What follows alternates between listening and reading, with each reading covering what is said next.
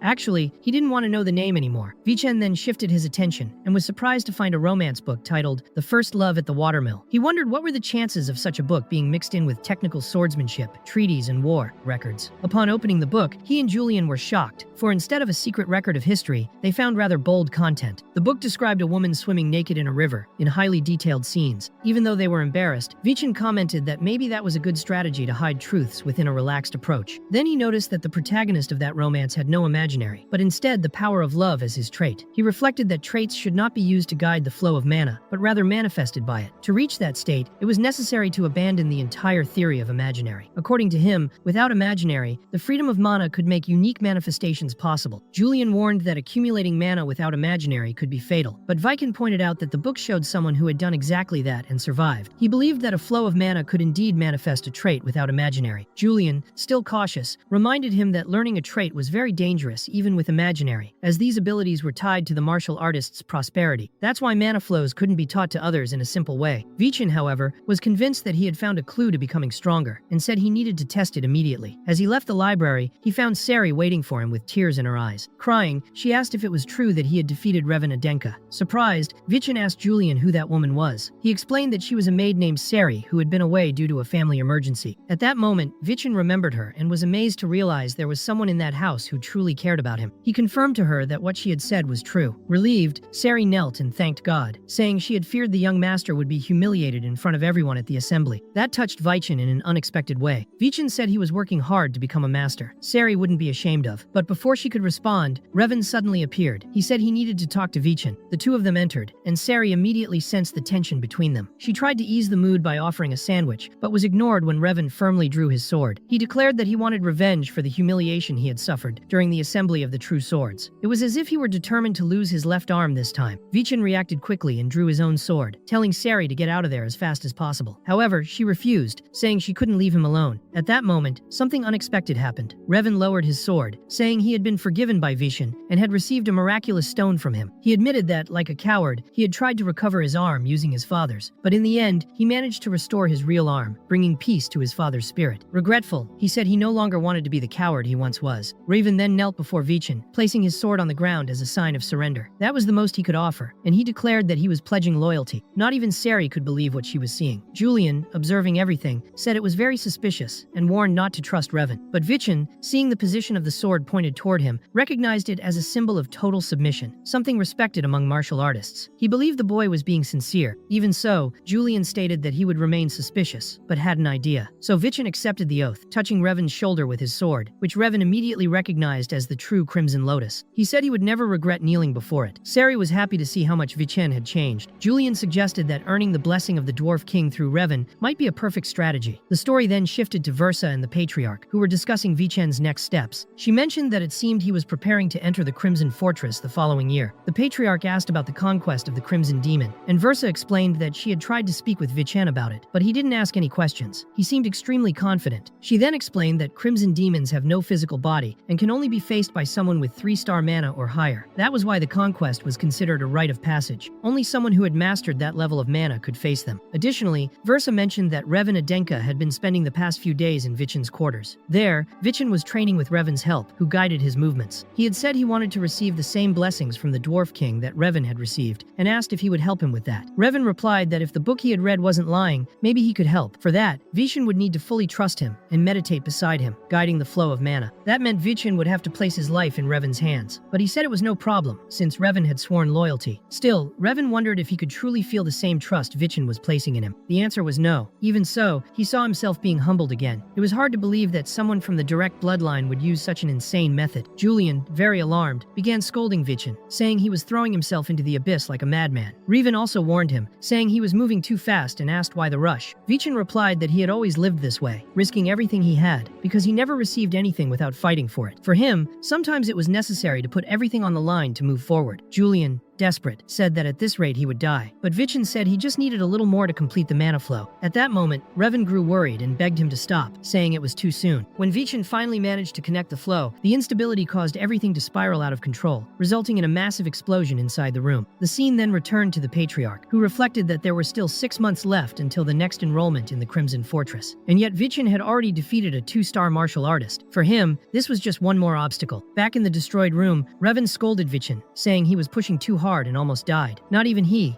considered a genius, had learned that in less than 6 months. In Vishen's case, even being special, it would still take at least 2 more months to master the technique safely. In the middle of the conversation, one of the advisors informed Versa that Vichen would have only 1 month to defeat the Crimson Demon. While at that moment, Vichen was thinking to himself that maybe he would reincarnate again. The scene then shifted to Raelsa, who said she had an urgent message for the young master. She explained that the deadline to complete the rite of passage had been officially set, only 1 month. Knowing time was short, she rushed to Vichen's room, calling out for him. But when she opened the door, she found the place completely destroyed. Clearly irritated, she demanded to know what had happened in there. Vichen calmly said he was just meditating, but Sari didn't let it slide. She stated that no one ends up like that from just meditating. Raelsa, staying focused, revealed she brought a message from Vichen's father, ordering him to complete the rite within 1 month. Julian, hearing that, found it strange. He said that, as far as he knew, Vichen's father had never imposed a deadline. This made Vichen realize that if a time limit had been set, it meant the expectations placed on him were very high. Raelsa declared that in 1 month, she would personally be Vichen's protector. Even though she tried to remain firm, deep down, she just hoped he would succeed, and was rooting for him to give his best by then. Revan, on the other hand, thought that even with luck, it would take Vichen 2 months to reach the blessing of the Dwarf King, so accomplishing it in only 1 seemed nearly impossible. Sari, with teary eyes, asked Vichen not to push himself so hard. But at that moment, Vichen sensed mana flowing through her body. He promised to take care of that, but asked her to leave because he needed to talk with Revan. As soon as she left, Vichen asked if that was the mana circuit Revan had spoken so much about. To both their surprise, Vichen had actually completed the flow. He said there was no need to wait a month anymore, and that they would surpass his father's expectations. 2 weeks later, in a secluded forest, Vichen was ready to initiate the manifestation of traits. Before starting, he warned that there might be another explosion, and asked Revan to step back. But Revan insisted on staying, saying he needed to see Vichen's success with his own eyes. Focusing on the mana circle, Vichen began the process. Julian immediately sensed something strange, and suddenly, a powerful figure appeared behind them. It was the Dwarf King himself, who approached silently, raised his hammer, and struck Vichen's head directly. The mana circle changed completely at that moment. Shocked, Revan confirmed that it was truly the blessing of the Dwarf King. The first trait manifested was defensive, body reinforcement. The next step would be the so-called Man of Steel. He acknowledged that in less than a month, Vichen had truly received the blessing. Still energized, Vichen commented that with that, he might even be able to defeat a skilled swordsman. He sincerely thanked Revan, saying that without his help, none of it would have been possible. But Revan replied that he would only accept thanks after Vichen defeated the Crimson Demon. That's when Vichen said he had one more favor to ask. The scene then advanced to 2 days later. Vichen was ready to head to the Crimson Demon's lair, wearing something that looked more suited for a royal ball than a battle. Watching the scene, Raelsa thought 2 weeks was still too little time, and recalled that she had protected the rite of passage 3 times. Neither he, nor his brothers, nor any heir of the Adenka bloodline had failed that trial, so she believed that Sarvana's son couldn't be the first. She prayed silently for Vichen to face that challenge bravely. But Vichen, confident and smiling, told her not to worry, because he would win. Inside the carriage, he reflected that having a guardian on that mission would be useless. Raelsa, however, took the opportunity to ask if he had studied the Crimson Demon. She reminded him that possessing 3 stars of mana was the minimum requirement to subdue that creature, but she suspected that Vichen had not yet reached that level. Vichen, on the other hand, told her not to worry, saying he didn't need to study that monster. He then asked why the stewardess was helping him so much, joking that maybe she was trying to hide some budget mismanagement. But he also said there might be another reason behind her concern. He said that if she didn't want to talk about it, that was fine with him, since he didn't care. And since she hadn't asked about his training, then they were even. They finally arrived at the Crimson Demon's lair, and Raelsa commented that the place was a memorial to Arslan's father, built after he defeated one of the remnants of the great demon Daven. Even with everything going on, Vichen thought there were just too many coincidences in that moment. Raelsa, sensing the imminent danger, drew her sword and prepared for combat, creating a mana barrier around the area to protect the others. Right after that,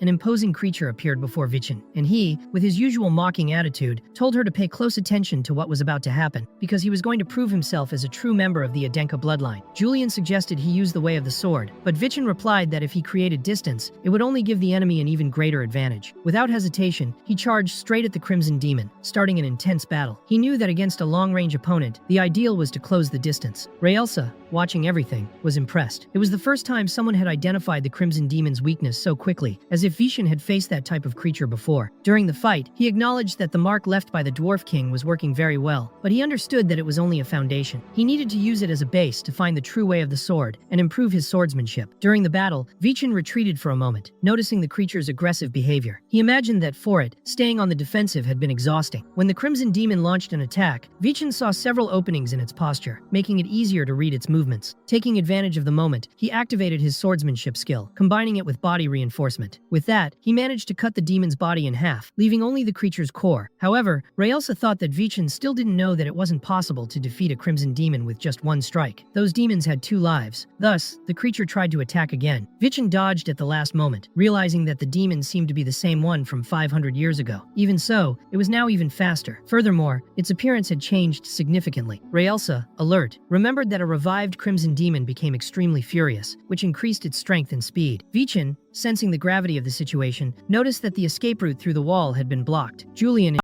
suggested changing the plan immediately, but Vichin refused, saying he needed to force the creature to lower its guard. He believed that at the right moment, when he was fully prepared for the final strike, he would successfully execute his strategy. Even trying to stay calm, Raelsa began to despair. She knew that any miscalculation at that point could mean the young master's failure. Deep down, she begged for Vichin to win that battle. The scene then shifted to a flashback. Sarvana, smiling, said that Raelsa was very strong and that it was a waste for all that potential to be used in a common position. She said she was gathering a group to go on an adventure, aiming to become great martial artists, and asked if Raelsa wanted to join them. At the time, Raelsa came from a ruined family that had survived raids on the frontier. Even so, that confident girl kindly extended her hand. Sarvana, with her contagious energy, introduced herself and asked Khan to introduce himself as well. But Khan, uninterested, barely reacted. A woman who accompanied him commented that Sarvana was very spontaneous. At that moment, Raelsa thought that maybe she had hit her head too hard, or perhaps she was being influenced by the girl's boldness. Even so, she decided to go with them, and that was how the journey that would one day become the legendary story of the Adenka bloodline began. The memory showed the two fighting side by side against a giant ogre. To Raelsa, Sarvana was incredibly strong, but more than that, she had the power to make everyone around her smile. In a hopeless life, she had been her light. Unfortunately, the day of tragedy arrived. Sarvana died, leaving behind only her son. Crying, Raelsa swore to take care of that child until he became a respectable martial artist. But since then, all she had witnessed was Vishen being humiliated, even by his own younger sister. She even considered whether it would be better to leave Adenka behind. Among those memories, there was even a scene where Wilson was spying on something. Raelsa, arriving at the wrong time, thought he was watching women, which caused even more confusion. Despite being frightened, Wilson tried to explain that it was nothing inappropriate. He was just surprised to see that the young master had been recognized by the patriarch. At that moment, Raelsa began to realize that perhaps she could place her hopes on the boy. That was why he could not lose that fight in any way. When the Crimson Demon advanced to attack Vichin, something unexpected happened. Vichin called out to Revan, who appeared just in time to block the attack. Raelsa was shocked to see that Revan was helping Vishen, something she never imagined would happen. At that moment, Vishen sat down and began to meditate, as if completely ignoring the danger around him. Raelsa, confused, thought he had hit his head and lost his mind. Meanwhile, Revan faced the demon to buy time for the boy. He tried to demoralize the enemy, saying that he was weaker than he looked. However, the situation began to spiral out of control. Revan's sword was cracking, as the enemy's power was so great that even the Steelman's technique was having no effect. With a direct blow, the Crimson Demon shattered Revan's sword. Without his weapon, he had no way to defend himself, and fear consumed him, leaving him in despair. Still, when the final strike came, he used his bare hands to try to hold the blade, resisting with all his strength even though he could not withstand the pressure. It was at that critical moment that Vichin activated his swordsmanship skill. With a clean and precise movement, he cut through the Crimson Demon's core, easily defeating it. Raelsa, witnessing this, understood what Vichin's true fighting method was, and praised him, although she believed his father would not approve of the fact that he had received help. Vichin, in turn, knew Raelsa was temperamental, and that she herself had created a mana barrier around the area to prevent other monsters from invading. Since one of the monsters had already been defeated, the others would inevitably be drawn there. Determined, Vichin bit a miracle stone, and in that instant,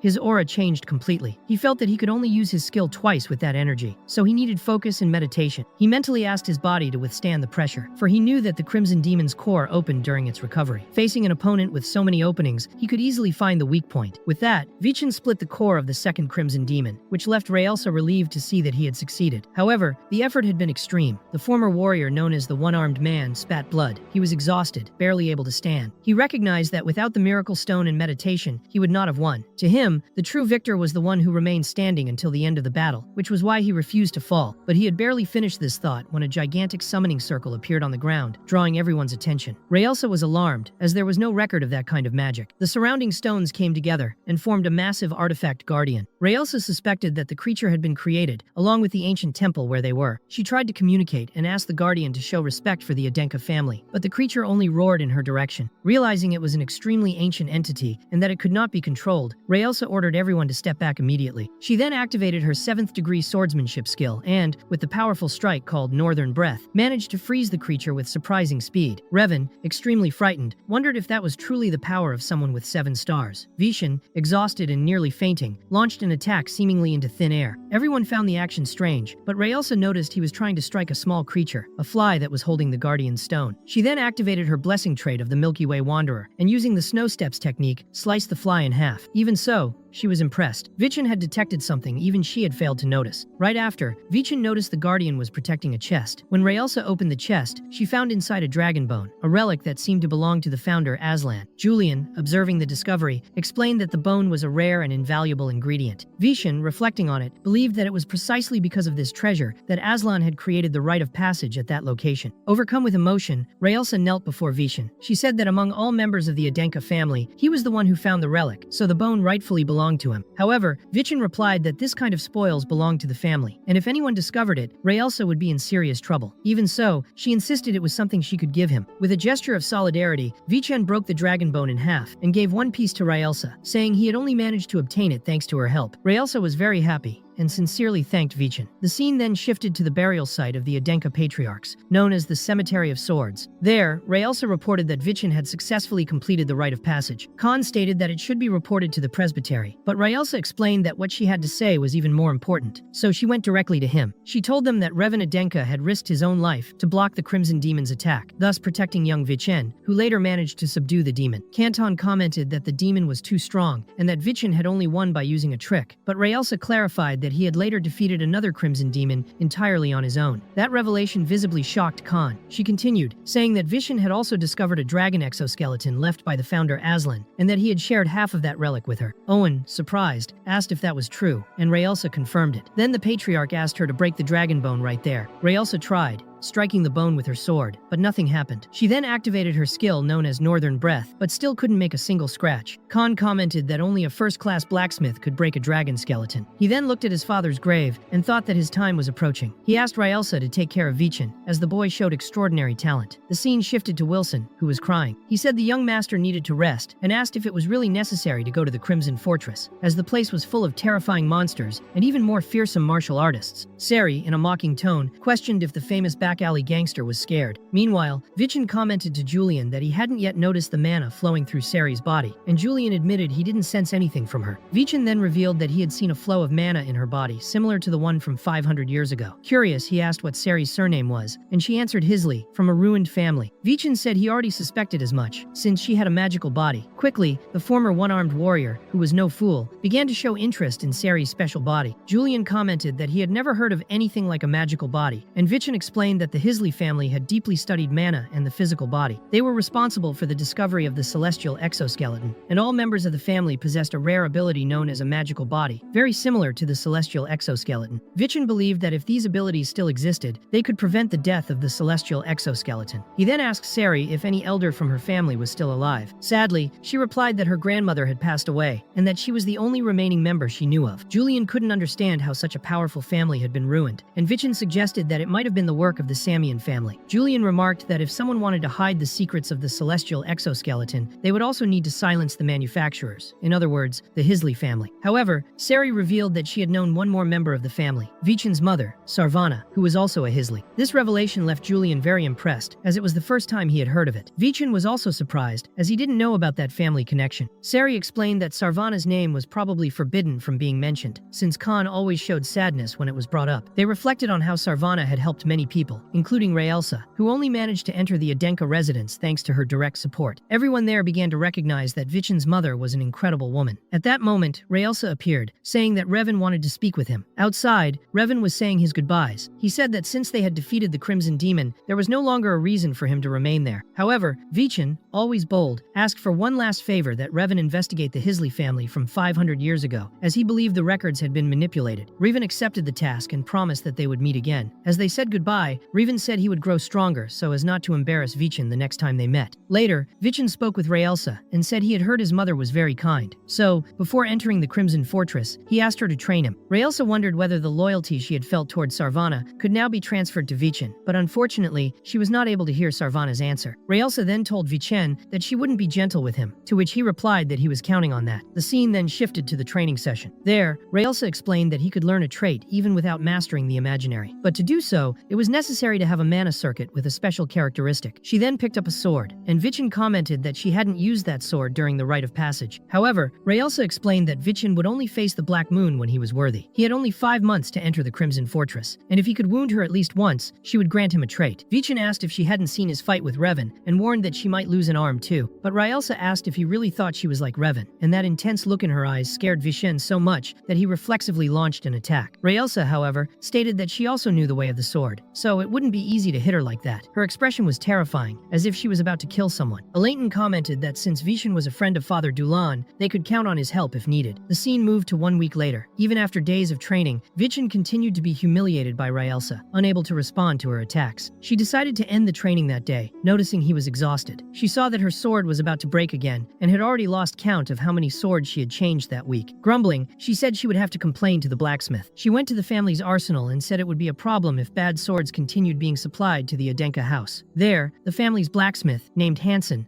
appeared. Mocking her, he asked if the famous shadow of Sarvana had lost her patience in the middle of the night. Raelsa, without patience, dumped a sack full of broken swords in front of him, and explained that they were all from the past week. Hansen, confused, asked if she had been fighting monsters with sharp teeth or some 9-star martial artist. She replied that it was none of that. The only thing she had done was train with the Crimson Lotus of young Master Vichin. That surprised Hansen, as he couldn't understand how someone as weak as Vichin could have such a weapon. The scene then shifted to Raelsa and Hansen going to speak with Vichin. She said the blacksmith really wanted to see the Crimson Lotus, and he himself asked if there was any reason not to show it, since he was the one who had forged it. Julian explained to Vichin that Hansen was a very famous blacksmith, a friend of his father and a former master affiliated with the Adenka family. In the past, he had stopped forging swords and dedicated himself to high-quality inventions, but ended up being scorned by the forges for being obsessed with money, which caused him to lose his honor and his place in the Adenka house. Even so, Vichin said he found that admirable, as Hansen had prioritized others over his own reputation. He introduced himself with respect, saying it was a pleasure to meet Master Hansen. Upon being called Master, Hansen began to laugh, thinking Vichin was mocking him. However, Vichin explained it wasn't mockery. He truly respected the decision the blacksmith had made, and reminded him that even the patriarch had once said something similar to him. Hansen reflected, realizing that perhaps the family's blood really did run through the boy's veins. He then said he always heard people calling Vichin weak, but it seemed the rumors were wrong. Curious, Hansen asked to see the Crimson Lotus, questioning whether he had truly defeated the Crimson Demon and trained with Sarvana's shadow using that blade. Vichin confirmed it. The blacksmith was amazed to see the blade undamaged. It was as if Vichin was cutting solely with his strength, not the sword. He then wanted to know what kind of swordsmanship Vichin used, and asked for a demonstration. Julian tried to intervene, saying Vichin had already used that technique twice and was very tired. But Vichin, determined, said he couldn't waste an opportunity like that. That's when Sari appeared, scolding Hansen for making so much noise in the middle of the night. Raelsa explained that the blacksmith used to donate swords to poor children, and Sari was one of them. That's why the two had a bond, almost like father and daughter. And Hansen, embarrassed, apologized. Vichin said he would visit the forges the next day and go with Sari. He said goodbye and left, asking them to bring Sari with him. The scene then shifted to the next day, when Vichin went to the forges and began testing his technique. Hansen, observing, thought the skill looked very strange, as it resembled too much the technique of the Hero King from the Legend of the Great Demon. He realized that the Crimson Lotus hadn't been handed to Vichin for nothing. Hansen then said he was truly impressed, almost enough to want to forge a new sword for Vichin. However, something was missing. He revealed that he had long imagined a sword, but needed a very rare ingredient to make it. Vichin, excited, said he would buy whatever was needed, but Hansen explained the item was so precious that no amount of money could buy it. It was a dragon bone. To the blacksmith's surprise, Vichin showed he already had a dragon bone, which left Hansen completely shocked. Vichin, seriously, asked for silence, reminding him that only his father and Raelsa knew of the bone's existence until then. Hansen said it seemed like destiny, so he decided to forge a sword for Vichin. However, Vichin asked if he could just add the dragon bone to the Crimson Lotus, since that sword symbolized the beginning of his father's career, and he was deeply attached to to it. Hansen replied that he would try and asked him to return in 3 weeks. The scene then shifted to 3 weeks later, but the setting was alarming. Hansen's house was on fire. Vichin immediately ran in, saying they needed to rescue the master. He slashed the door and entered through the flames. Julian managed to locate Hansen, who was unconscious on the ground. That's when they noticed the Crimson Lotus overflowing with mana, and Vichin concluded that the dragon bone was much stronger than Hansen had expected. As they tried to get Hansen out, the entrance was blocked. Julian asked if Vichin had any defensive technique, as the dragon bone didn't seem like it would hold for long. Vichin replied that he had only one defensive move and decided to take the risk. He used the swordsmanship of Samian, Chapter 1, the famous soft steel breaker, a skill that allowed him to strike the flow of approaching flames. His blade moved silently like death. Julian was impressed and wondered who the old master was that had taught him that technique. After great effort, the fire finally went out, but Vichin's body was already at its limit. When Hansen woke up, he asked how Vichin was using the swordsmanship of Samian, but quickly changed the subject to say the sword was complete. He said he had never hammered dragonbone before, and didn't imagine the mana would overflow that way, even releasing flames. Upon touching the new sword, Vichin saw a bright glow, and felt as if the blade resonated inside him. Julian, however, found it strange. If all of that had been left by Patriarch Arslan, he surely would have left a warning about the dragonbone's behavior. Vichin then asked Hansen to forge another sword for him. The blacksmith, jokingly, said the spoiled brat didn't like the first one, but Vichin explained that he did like it, and believed the next one would be even better. Hansen commented that he didn't even have another dragon bone and might not still be alive when one showed up again. However, the scene shifted again, and Raelsa appeared, handing him another dragon bone, which almost gave the old man a heart attack. Excited, Hansen declared that although he didn't know how long it would take, he would forge the most perfect dragon bone sword the world had ever seen. As she left, Raelsa revealed that she had considered giving up halfway, but now she was very interested. Vichin, in turn, apologized to her. He said he wanted to share the bone with her, but ended up needing to take it back, and asked how she wanted to be repaid. Raelsa replied that she had already been fully paid 14 years ago, when Vichin was born, and began proving himself a talented martial artist. For her, there was no greater reward. Even so, Vichin drew his sword, saying she would be even happier with what he had in mind. He believed he had thought of a way to defeat her. The sword now had a symbol, and Raelsa once again stated she would not hold back against him. The scene shifted to the training field. The battle between the two began, and once again Raelsa overwhelmed Vichin. However, for the first time, he managed to block one of her attacks. She had used an amount of mana equivalent to a 4-star artist, but both swords remained intact. When Vichin launched an attack in her direction, Raelsa realized the flow of mana and his strength were completely different from what she was used to. Vichin thought his sword would not break, thanks to the Dwarf King's trait, and the Crimson Lotus was absorbing all the impact. Raelsa acknowledged that the sword had become much stronger, and decided to go even harder on him. She began moving at high speed around Vichin, who couldn't even see her. Even so, he trusted he wouldn't be fooled by her speed. He tried to strike her but missed, and she appeared behind him. However, that was all part of Vichin's plan. He managed to grab Raelsa's sword with his hand, and launched a powerful blow at her. She dodged, but lost her weapon. To her surprise, Vichin returned the sword, saying he wanted a fair victory against an armed opponent. Raelsa remarked that this was an arrogant attitude, as monsters and real enemies would show him no such courtesy. She then activated her aura, and the power she released left Vichin in awe. She warned him to be careful with her next attack. However, just as she was about to strike, she tripped and fell into Vichin's lap. He then flicked her forehead to humiliate her and win the challenge. She didn't understand how he managed to do that, but Vichin explained that he couldn't defeat her using dual blade sit, had to be by cutting off the mana around her. Raelsa realized, surprised, that Vichin had cut the mana surrounding her to block her trait, something she didn't even think was possible. Vichin then said he would like to receive what was promised. Raelsa stood up and said she would tell him everything about her blessing, which was the mana flow of the Galactic Wanderer. The scene changed, showing Vichin already meditating, trying to learn that trait. Meanwhile, Julian just hoped the room wouldn't be destroyed again. In the middle of the meditation, a small blue-tinged female spirit appeared and blew a cold wind on Vichin's back, then vanished. The narrative then shifted to the Crimson Fortress, where the rector, Vargan Pagoda, was asking the director why she hadn't touched any of the documents he had left. The director, named Herka Quibel, replied that she was a powerful martial artist and felt wasted holding a pen instead of a sword. When she picked up one of the papers, Herka was surprised to see the name Vichin Adenka, recognizing that he belonged to the main family. Vargan, on the other hand, thought he was just the 7th failed son of the Adenka family, and if he really was as useless as people said, he might tarnish the name of Crimson Fortress. Therefore, before accepting him as a student, he would have to complete a task cut, a Danny herb, before it bloomed. Meanwhile, Vichin remained focused in his meditation. The blue female spirit appeared once more, blew a cold breeze, and vanished again. Raelsa then explained that the blessing trait of the Galactic Wanderer consisted of a single step that left no trace, not even in snow, known as Frozen Walk. Later on, Vichin was studying while Julian commented that the Crimson Fortress was more of a military stronghold than a training academy. Academy. He explained that it was located in the mountains on the Samian border, and that in the past, when followers of the archdemon invaded the region, Arslan and other heroes of that era were responsible for defending the territory, later becoming the Academy's leaders. Vichin said he was sure he would find Arslan's testament there and maybe even another dragon bone. Julian, however, said that a dragon bone was unlikely, but there was another legend involving the fortress, the celestial fruit, considered the most powerful medicine in the world. It was said that the tree of the celestial fruit could even revive the dead, and that the Crimson Fortress served as a magical vessel to protect it. According to Julian, if they could find this fruit, they might be able to cure the decaying celestial exoskeleton and escape death. Since both of them had only 9 years left to live, Vichin reflected that, with the intense training they were going through, they might have even less time. The two concluded they needed to uncover the secrets of the celestial fruit as soon as possible. After some time studying, Vichin shared something he had discovered. Within the Crimson Fortress, students had to support themselves without financial help from their families. So, he asked how they could earn money there. Julian explained that he had invested in an institution called the Sixth Magic Tower. While the Adenka and Samian families were famous for their swordsmanship, the Sixth Tower was known for its advanced magic courses. There, mages received sponsorships for their research, and in return, sponsors received financial returns. The mage he had invested in was named Varnelli. She had just become co-owner of the tower, and her full name was Varnelli Pagoda, revealing that she was the sister of Rector Vargon Pagoda. Julian remarked that the only risk was if Varnelli died, and, unfortunately for him, that's exactly what happened. Without warning, a mysterious man appeared and killed Varnelli. Desperate upon reading the news, Julian shouted that he had lost all his money, and that now both of them would starve in the Crimson Fortress. In her will, Varnelli left all her belongings and research to her only younger brother, Vargon Pagoda. Meanwhile, at the top of the fortress tower, Vargon reflected on his sister's brilliance, acknowledging that he had never even come close to her talent. When Vichin heard this, he said that now he needed to keep his eyes on Vargon, as only 4 months remained for them. He believed they had to gather as much knowledge and grow as strong as possible by then. The scene shifted to 4 months later, in the mountains surrounding Crimson Fortress. For safety, Raelsa suggested they proceed on foot. She explained that if Vichin chose the right path, Director Herka Quibel would appear to guide him. Vichin said he didn't know how to express his gratitude and sincerely thanked her for everything. He also commented that his mother would surely think the same about Raelsa, which visibly moved her. With a smile, she asked him to take care. Meanwhile, at Crimson Fortress, Director Herka Quibel was completely worn out, plunged into a state of depression. She complained that being formal and having to guide people was extremely boring. Rector Vargon Pagoda reminded her that this was her job. At that moment, the communication crystal began to glow, informing them that monsters were invading nearby houses. Excited at the chance for action, Herka stood up immediately, saying that this was the real duty of a director. Without waiting for any explanation, she jumped out the window, saying she would leave Vichin in Vargon's care. Annoyed, the rector grumbled that he would have to go in place of that idiot. Vargon arrived at the soldier's post and asked where Vichin was. Using his binoculars, he was startled to see Raelsa nearby. This made him furious, since he had heard the boy was useless, yet someone so powerful was protecting him. Determined, he stated that he would not lower the test's difficulty and would personally test Vichin himself. He intended to eliminate him before he even had the chance to enroll. The first exam would be the subjugation of an illusionary monster. While walking the trail with Wilson and Sari, Vichin saw a bright light in the distance coming from Crimson Fortress. Smiling, he said the test had begun. He could already feel many creatures watching them and knew it was finally time to show everything he had learned over the last 4 months of training with Raelsa. At that moment, a blue-eyed tiger appeared before them. It was the strongest predator of the snowy mountains. Vichin ordered Wilson and Sari to run as fast as they could and began provoking the tiger to draw its attention. If it was the tiger he remembered, it would respond to the fastest moving object. However, something seemed off. The tiger didn't seem alive, but even so, Vichin knew he had to defeat it quickly. As he prepared to fight, another tiger appeared. Using body enhancement, Vichin escaped by jumping up into a tree. From there, Julian, visibly worried, said there were 18 tigers surrounding them, and it would be impossible to defeat them with only 2 uses of the absolute sword left. Even so, Vichin said something was wrong. Blue-eyed white tigers didn't hunt in packs. Though carnivorous, they didn't have a keen sense of smell for blood. Julian then suggested they might be illusions created by magic. Vargon, watching from a distance, noticed that Vichin had picked up on the detail, but thought it wouldn't change anything. The magic of summoning illusionary monsters was advanced, and the difference between them and real ones was nearly imperceptible. He wanted to see what the 7th son of the so-called useless family would do. Vichin concluded that if magic was involved, then the mana source would eventually run out, but Julian disagreed, saying they were probably using the copy element, a magical method that allowed multiple illusions to be summoned from a single base spell with efficiency and low mana cost. Instead of casting multiple different spells, the caster copied a single model, making the process lighter on the magic circuit. Vichin then said all he needed to do was find the real one among them. Julian asked how he planned to do that, and Vichin thought that if a human was behind the illusions, they wouldn't be on the front line. A real monster would be be at the front, but a human controller would protect the key, point the copy element. The one standing still at the top of the hill was the real target. Activating his frozen walk, the trait of the galactic wanderer, Vichin charged toward the target. This impressed Vargon, since only Raelsa had mastered that trait, and Vichin reached the central point in seconds. Furious, Vargon ordered all the tigers to attack at once. Vichin, however, activated the sense variation of his absolute sword, and sliced the copy element in half, causing all the illusions to vanish at once. Vargon was shocked to realize that Vichin had not only destroyed the copies, but had also completely disabled the mana circuit sustaining the magic. He questioned who that bastard named Vichin Adenka truly was. One of the soldiers asked how they should record the test result. With no other choice, Vargon admitted that his magic had been completely defeated. He ordered the fortress gates to be opened to receive the young master. As they passed through the fortress gate, all the soldiers and Vargon were already waiting for them. The moment he saw them, Vargon looked visibly pleased and welcomed Vichin to Crimson Fortress. Vichin, in turn, kept his ambitious posture, responded politely, and showed interest in getting to know the place. Inside the carriage, Julian took the opportunity to explain that there was a sponsorship system within the fortress. Talented cadets could receive financial support, and that was exactly what they needed to pursue in order to recover all the money Julian had invested. During the trip, Vargon mentioned that Vichin would share the dormitory with other cadets and, from that moment on, would lose any status he once had. But that didn't matter to Vichin, who no longer cared about such things. As he looked out the window, he became fascinated by two girls walking by. It wasn't romantic interest, but rather he thought their uniforms looked nice. He imagined that Vichin would also look good wearing something like that. Curious, Vichin asked Vargon about his current rank. Vargon explained that all cadets started at rank 9. At the end of each semester, there was a promotion exam, and the ranks went from 9 to 1. After reaching the first rank, the cadet was considered an innovative martial artist and would graduate as a true warrior of the Karmazin Fortress. Upon hearing that, Vichin thought it would take many years to graduate and realized he needed to find the celestial fruit as soon as possible. Still curious about the previous test, Vargon asked if Vichin had focused on the magic center. When Vichin confirmed, Vargon became excited. It was surprising that someone from a martial artist family had knowledge of magic. But Vichin explained that because he was bad at martial arts, he ended up learning magic on his own. That left Vargon intrigued, as it was hard to understand how someone so young and uniquely skilled could be considered useless. Vichin was definitely someone special. Then Vichin remembered an important question and asked how he could obtain the celestial fruit. The question surprised Vargon, but he understood that, being just a child, it was normal for him to believe in legends. Even so, he replied that it was said the celestial fruit could choose its own master. Vichin quickly realized that getting information about it would be difficult. Shortly after, they arrived at the dormitory for rank 9 cadets. Vargon explained that the servants stayed on the first floor, and that Vichin would be in room number 5 on the 3rd floor. He gave Vichin the sun emblem, a symbol of beginner cadets, and taught him the traditional greeting of the Karmazin Fortress. The scene then shifted to Vichin's arrival at the room. As soon as he entered, he noticed other people standing at attention, as if expecting something. The atmosphere felt tense, and he quickly realized something was wrong. A boy named Marlone Adenka called him useless, and Julian explained that he was the eldest brother of the Adenka family, the 6th son, and the one who bullied him the most. According to Julian, that same boy had once forced him to eat trash. Just hearing that gave Vichin a bad feeling, and he could almost taste the garbage in his mouth. He realized that Marlone was still oppressing others in that dormitory. Even so, Vichin tried to stay calm and said he was happy to see him, but Marlone coldly replied that they weren't close enough to talk. With little patience for provocation, Vichin commented that it had been a long time since he left the main house, yet Marlone was still only rank 9. Enraged, Marlone called a boy named Sizin and slapped him hard across the face. He ordered Sizin to properly discipline the newcomers and threatened to beat anyone who said anything stupid. At that moment, Vichin saw Kajin's silhouette reflected in Marlone's behavior and immediately knew who would be the next to end up without an arm in this story. With determination and without hesitation, Vichin punched Marlone straight in the face, leaving everyone in the dormitory stunned. But deep down, many approved of the gesture. Marlone, furious, rushed at Vichin. But Vichin remained calm and remembered an important lesson. Bullies almost never knew how to fight for real, so he delivered a precise blow and threw Marlone to the ground in a humiliating and satisfying way. He took the opportunity to encourage everyone there to overcome their fears, because that was the only way to take the first step as true martial artists. However, Marlone didn't give up and quickly stood up, pulling out a sword and trying to attack Vichin from behind. But Vichin, always alert, dodged easily. The scene then shifted to a village near the Karmazin Fortress. The director was very excited after defeating several monsters. One of the local villagers, happy with her presence, invited her to drink with them. She hesitated, saying she couldn't drink while on duty, but she also didn't want to refuse such warm hospitality. Shortly after, Vargon appeared behind her, saying he also needed a drink, because his superior kept stressing him out too much. While at the bar, Vargan told her everything that had happened with Vichin. The director was surprised to learn he had taken down a copy element, even though she didn't really understand what that meant, since she wasn't a mage. The headmaster commented that what Vichin had defeated was something so terrifying that not even a 7-star martial artist like Sari would be able to face it. He asked if she understood how impressive that was, but Sari, unimpressed, replied that she had already seen another direct descendant destroy an entire mountain, and compared to that, Vichin seemed rather cowardly. At that moment, the communication crystal lit up, summoning the headmaster back to the fortress. Sari then informed him that something had happened involving Marlon and Vichin, both of the same rank, and that they had officially requested the presence of a judge to register a duel. The scene shifted again, showing the two young men already standing face to face. A rank 9 man named Braun, who was also a dormitory instructor, recognized the duel as valid between two direct descendants and accepted Vichin's request. The headmaster authorized the combat, explaining that from that point on, everything related to Cadet Vichin had to be reported, and asked both fighters to fight with honor. When Vichin drew his sword, Marlon was surprised. The weapon in his hand was the famous Crimson Lotus, and he sarcastically asked if it was a replica made in honor of Vichin's father, even saying he'd bet his own right wrist that the sword was fake. However, the psychotic look in Vichin's eyes made it clear those words would not be ignored. Marlon then activated his blessing trait, known as Daughter of Fear, and unleashed a technique called coercion, filling the environment with an oppressive energy that made everyone around feel an overwhelming fear. But even in the face of that terror, Vichin remained calm. His mind was steady and determined. As an experienced swordsman, he knew that overcoming that kind of pressure was just a matter of self-control. While the others watched in disbelief, Marlon began to panic. He didn't understand why his opponent wasn't affected, so he charged at Vichin without hesitation. However, when he tried to strike, he realized too late that Vichin had already vanished from in front of him. With a swift move, Vichin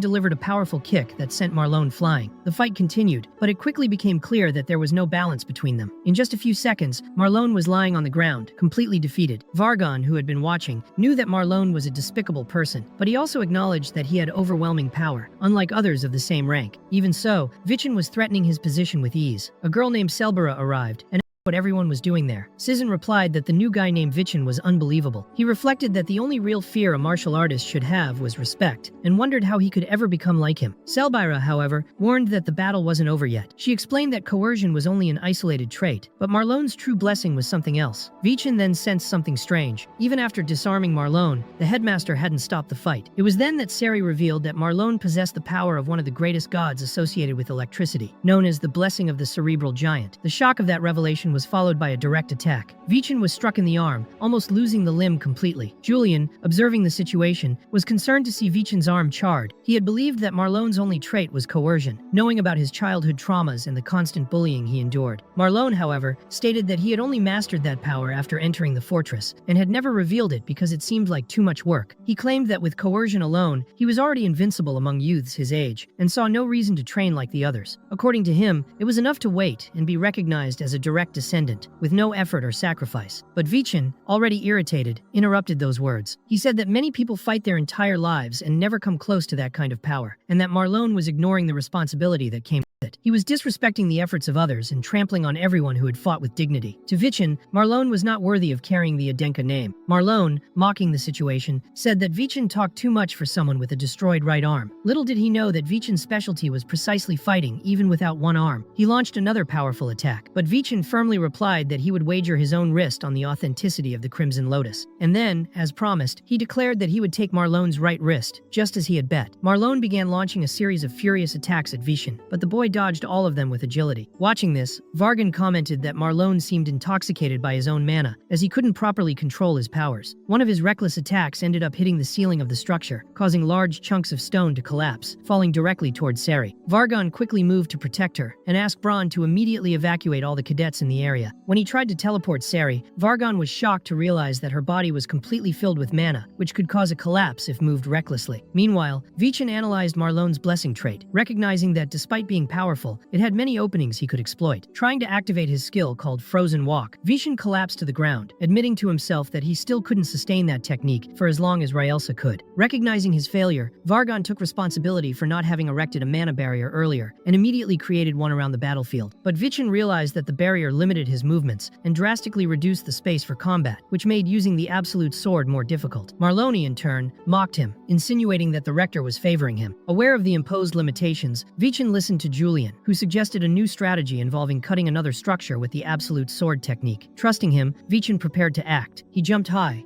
drawing Marlone's attention, who then launched a powerful attack toward the sky. However, that was exactly what Vichin wanted. He used the momentum to cut through the barrier with a single strike, causing Marlone's attack to explode against the ceiling. Stones violently rained down on the opponent, and Vichin, using one of the fallen rocks, firmly stepped on it as it landed on Marlone's chest, completely defeating him. Proudly, he stated that he would use the sword given by his father to defend the honor of the Adenka family, and since a promise is a promise, he left Marlone without the use of his right arm, just as he himself had lived in another life. Vargan was impressed. His mana barrier was of the highest level, but Vichin had managed to cut through it with a single blow, something unthinkable even for more experienced martial artists. Without hesitation, he declared Vichin Adenka the winner of the battle. At that moment, Wilson arrived with the priest Vichin had previously requested. It was a 5th-class priest named Shevin who, upon seeing the 2nd-class sacred symbol in Vichin's possession, was confused. Vichin stated that the symbol belonged to him, and therefore he should be treated as its rightful owner. Shevin, realizing he was in no position to question it, immediately began healing Vichin's charred arm. Defeated and furious, Marlone accused Vichin of having planned the whole thing and demanded that his arm be healed as well. Vichin, however, asked if he really wanted that, reminding him that he had bet his right hand in an official duel. Healing the arm would mean destroying his own honor. Others nearby started to gather, curious about what had happened, and Vichin insisted that Marlone decide quickly, as soon it would no longer be possible to recover the injured limb. Wounded in his pride, Marlone hesitated but eventually gave in. He said he hadn't heard properly and, embarrassed, had to humble himself to ask for his arm to be healed. The priest granted the request, restoring Marlone's arm. Sizun, observing everything, commented that defeating Marlone had been a great achievement. Selbyra, looking closely at Vichin, said he wasn't even that ugly, showing some enchantment toward the new hero. Sizun, moved, shouted, asking if one day he could be like Vichin, and the boy replied that if he overcame his own fear, he could become even greater. The answer left Sizun deeply embarrassed. Still unsettled, Marlone picked up a stone and asked Vichin to try putting himself in his place. But before he could do anything, Vargan stepped on his hand firmly. He explained that he was only being tolerant because Marlone's arm had just been healed, and that he was already losing patience with the absence of his superior, who wasn't fulfilling her duties. He warned Marlone not to cause any more trouble. The warning was clear, and Marlone was left in shock, realizing the seriousness of the situation. The scene shifted to a week later, in the office of Rector Vargan Pagoda. He explained that Vichin had been invited by his sister, but was now there to offer condolences. He himself was 4 months late. He said he recognized Vichin as a direct descendant of the Adenka family, but admitted that his origin as a mercenary made their relationship a bit strange. Vargan also commented that Vichin had known his name from the beginning, and asked if he had investigated him and his sister, questioning what the true purpose behind their approach was. He also asked if Vichin wanted back the money that had been invested in him. Vichin replied sincerely that at first, that was the plan. But after learning about Vargan's life, he reconsidered everything. He discovered that the rector had been a talentless child who was constantly suppressed by his own past. And upon hearing that story, the only thing he wanted was simply to talk with him. Vargan explained that he had run away from his own family, who lived in the magical tower of Samian, and had since survived as a mercenary. Only now was he serving on the front lines of Adenka, and he said he felt no attachment to his family, much less to his sister. However, Vichin, curious, asked why he still carried the name Pagoda if it didn't make sense. That question left Vargan in silence, unable to answer. Meanwhile, the scene shifted to Marlone's dormitory, who had just returned from the humiliation of the fight. Some cadets were laughing at him, openly mocking his defeat. Enraged, Marlone said to himself that he would kill his brother. At that moment, a dark spirit appeared before him and, in a provoking tone, asked if he really wanted to kill Vichin. Back in the office, Vichin continued talking with Vargan. He stated that the Pagoda family was extremely renowned and had led the magical tower for many generations. He also said that if Vargan had truly lived as a mere mercenary, the Pagoda name would have been a burden in his path. But before he could continue, Vargan, already irritated, told him to be quiet, saying he was just a boy who knew nothing. He added that no one could imagine what he had gone through and firmly stated that if the Sion and Adenka families went to war, he himself would have destroyed the magical tower that had ruined his entire life. Vichin calmly replied that he understood Vargan because he had been the same. He said he was just like him, but in the end, he didn't seek revenge. What he truly desired was acceptance and love. He affirmed that the fact Vargan still carried his family's name showed that deep down, he was still attached to it. The words touched Vargan, who sat down, reflecting with sadness. He thought about his sister, who had always been brilliant and very talented, and confessed that he felt deep respect and admiration for her. However, at the same time, that brilliance caused him constant pain, because he wondered why he couldn't accomplish even half of what Varnelli did. The pressure became unbearable, and that was why he ran away, leaving everything behind. He looked at Vichin, and said he never imagined he would one day receive advice from someone like him. Vargan, now calmer, said he could finally be honest with himself. He stated that if he truly invested in the magical tower, then maybe it had not been in vain. He said that from that moment on, he would be be Vichen's official sponsor, and he would no longer need to worry about any expenses at the fortress. This news made both Vichen and Julian very happy. Julian, with his playful manner, commented that Vichen was really good with words, having won over Revan, Master Hansen, and now even Rector Vargan. But Vichen said that what he had said was completely genuine. He truly believed in everything he had told them. At that moment, Sari and Sizen appeared in front of Vichen, saying that gaining the Rector's sponsorship was something very impressive. Sari then introduced herself firmly. She said she was the second representative of the rank 9 cadets, Selbira, and explained that since the girls used separate dormitories, they hadn't had the opportunity to meet. She also said she was responsible for reporting everything that happened to the instructors. But something unexpected happened. Vichen felt a strange sensation when she approached. It was the same sensation as the mana trait of his own mother. Selbira, in turn, noticed something unusual when using her discernment trait. With it, she could evaluate the power and hidden potential of others. But when looking directly at Vichen, she realized he didn't possess an imaginary. Furthermore, his aura was crimson, which meant it was impossible to assess his hidden potential. Vichen, uncomfortable with the way she had analyzed him, said he didn't like the way he was greeted. This surprised Selbira, as he had detected her method so quickly. She tried to cover it up by saying it was forbidden to walk alone at night within the fortress. But Vichen responded with light irony that he could end up getting lost in the cold. Selbira replied that he could also end up encountering the evil spirit of Davin, which immediately caught Vichen's attention, as he showed interest in knowing more about this spirit. When he grabbed her arm, Selbira was visibly embarrassed. Sizen then took the opportunity to share what he knew. He said that after losing to the Hero King,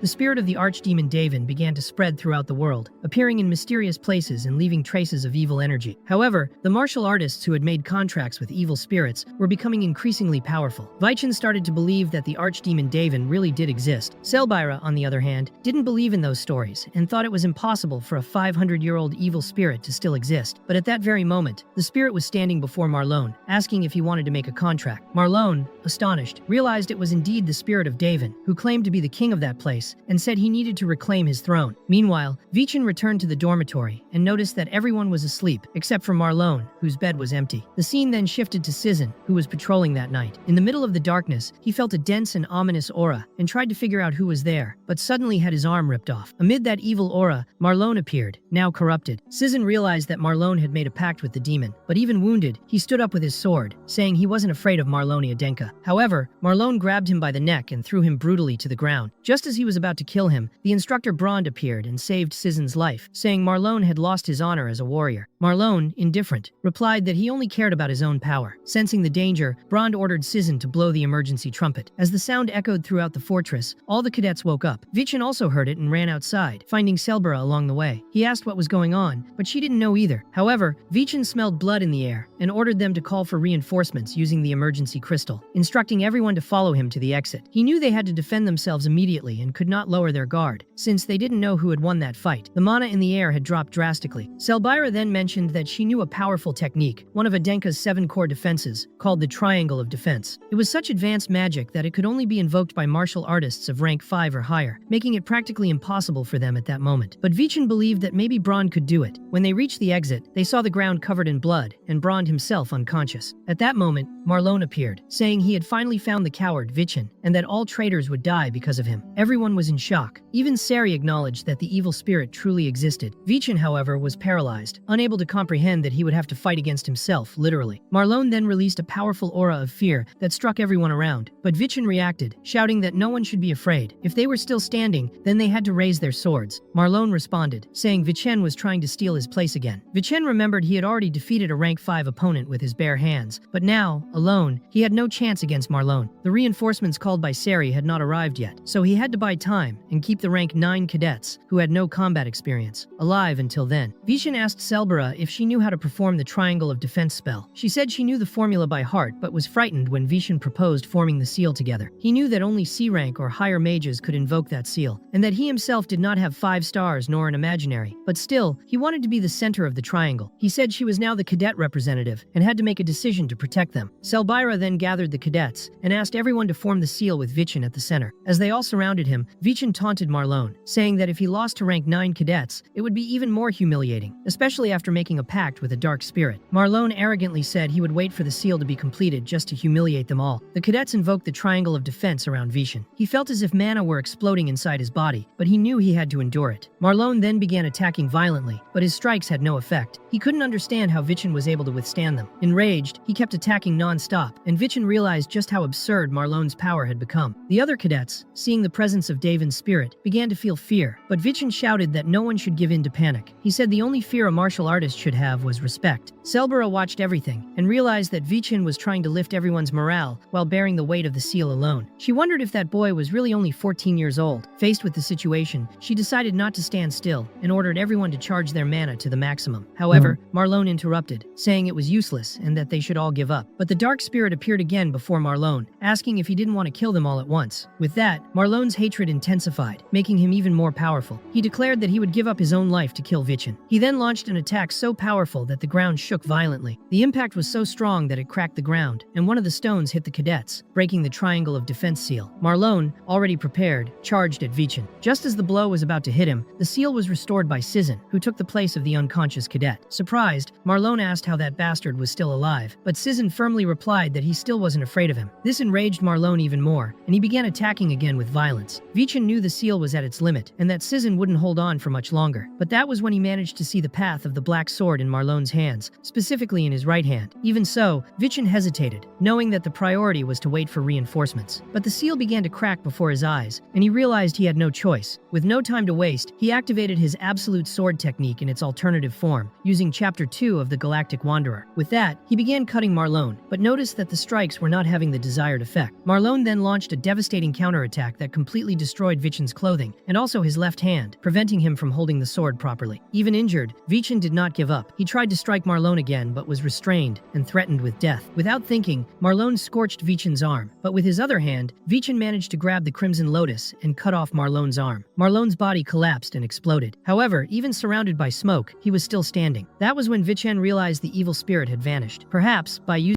unknown path of the black sword, he had managed to sever the connection between the spirit and Marlon. Still, Marlon remained consumed by hatred and charged forward to attack once more. Suddenly, Vichin's body stopped moving. When Marlon approached to land the final blow, a voice echoed, ordering Marloni Adenka to stop playing around, and he was immediately restrained. The one who appeared at that moment was Rector Vargon, and the one who had immobilized Marlon with a whip was the director. Marlon's body began to crystallize rapidly. The director explained that this was called crystal prison, a technique whose only flaw was the preparation time. But once activated, it made it impossible for any martial artist with mana to escape. Marlon was then completely imprisoned. The director approached and commented that this must be the famous Vichin Adenka that Vargon talks so much about. Vichin was in such a critical state that he could no longer speak. His body gave out, and he fell to his knees. The director acknowledged that his mindset was extraordinary and declared that the boy had saved many lives that day. Now, the adults would take over. While his body remained motionless, Vichin found himself in a completely white place, surrounded by floating mirrors. There, Julian appeared and asked why he was overstraining his body so much. Vichin, still dazed, questioned whether he was really the true Julian. The scene then shifted to the director, who was greeting Lord Adenka. Khan asked her not to be so formal and wanted to know exactly what had happened. The director replied that it would not be an easy story to hear. She explained that 15 rank 9 cadets were injured, but fortunately, none of them had died. However, among the instructors, one had died, the 5-star martial artist named Brond. She also informed that Cadet Sizin had managed to survive a long battle against Marlon. Khan declared his deepest respect for the late instructor Brond and his family, and ordered financial support to be given to all those affected by the incident. The director felt guilty for not arriving earlier to help. However, Khan replied that dark spirits always involved countless variables, and her decision to stop Marlon once and for all had not been wrong. Still, he wondered how Marlon was still alive after accepting a contract, as contractors usually received great power in exchange for their own lives. Herka Quebel explained that the mages from Crimson Fortress had analyzed the case, but found no clear reason. According to eyewitnesses, Marlon had broken free from the dark spirit after being struck by Vichin, and Khan began to suspect that this could be linked to the unusual swordsmanship Vichin had used at the Assembly of the True Swords. In light of everything that had happened, Khan decided to impose a definitive punishment on Marlon, stating that he had crossed all limits by contracting with a dark spirit. Therefore, Marlon would be imprisoned for life. In addition, his imaginary would be completely sealed, and the tendons in all his limbs would be cut so that he could never wield a sword again. Next, Khan said it was necessary to reward Vichin, and asked where he was. Herka informed him that several days had passed, but Vichin still had not awakened from the coma. Meanwhile, in the strange dimension where he found himself, Vichin looked around, seeing everything white with floating mirrors. Confused, he asked Julian what place this was. Julian said he wasn't sure either, but believed they were inside Marlon's memories. This frightened Vichin even more, as such a thing had never happened, not even in his past life. He began to wonder what kind of connection tied everything together. At that moment, he saw one of Marlon's memories, where the boy questioned why he had to train the control of the cerebral giant, since he was already the strongest among among the rank 9 cadets. Vargon appeared in the memory, demanding that he stop acting naive, and said that if he wanted to stay alive, he better show control over that technique. Marlon, realizing he had no choice, began to meditate, and both Vichin and Julian were shocked to recognize the mana flow of the cerebral giant. But then everything around Vichin darkened and Julian disappeared. In the middle of the darkness, the image of Vichin's stepmother appeared, telling him not to die. Shortly after, Vichin began to see a sequence of memories that left him even more confused. He saw Master Nidia, Falcon, and Arslan, and begged them not to abandon him. He wanted to know what had happened after his death 500 years ago, but before he could understand, a sword pierced his body. It was Kajin, who had reappeared, and Vichin was once again chained in the prison of Samian. Someone said he had done nothing wrong, for power could not hide the truth. That person was Arslan, crying and vowing to fight for his brother's honor. At that moment, Arslan, who had once been just a child, began to grow before Vichin's eyes. Vichin no longer recognized that mature and strong figure. Then Arslan revealed that, in truth, he was Julian. But Vichin could not quite understand and said he could barely hear. Even so, Arslan declared that they would meet again after 500 years. No matter what. Terrified, Vichin woke from his coma. As soon as he opened his eyes, he began to wonder what kind of memory that had been. It felt as though Arslan had visited him before dying. Soon after, Wilson and Sari saw that Vichin had awakened and ran to embrace him. They were relieved to finally see the young master awake. Vichin, who had never received so much affection, thanked them emotionally for caring about him. But the moment was interrupted by the arrival of the director, who said she had something important to discuss with him. First, she officially introduced herself, saying her name was Herka Quabel. Vichin responded with a formal greeting, but she found it exaggerated and asked him to just call her sister, explaining that she was there to report the incident to his father. She also mentioned that she had left poor Vargon to handle all the paperwork. Next, she revealed that she had a special request. She wanted to know if Vichin would be willing to duel with the young master of the Samian family. The proposal visibly startled Vichin. Herka explained that it was a friendly exchange match, a traditional event where members of the Samian and Adenka families competed against each other. It was a grand occasion, with the participation of both patriarchs, and that year it would be held at the Karmazin fortress itself. That meant the young master of the Samian family and the patriarch himself would be present at Karmazin fortress. Originally, Marlon would represent the Adenka family at the event, but given everything that had happened, Vichin was now the only direct descendant available. The director explained that Vichin's opponent would be the sixth son of the Samian family, a genius with great chances of becoming the next patriarch. No one,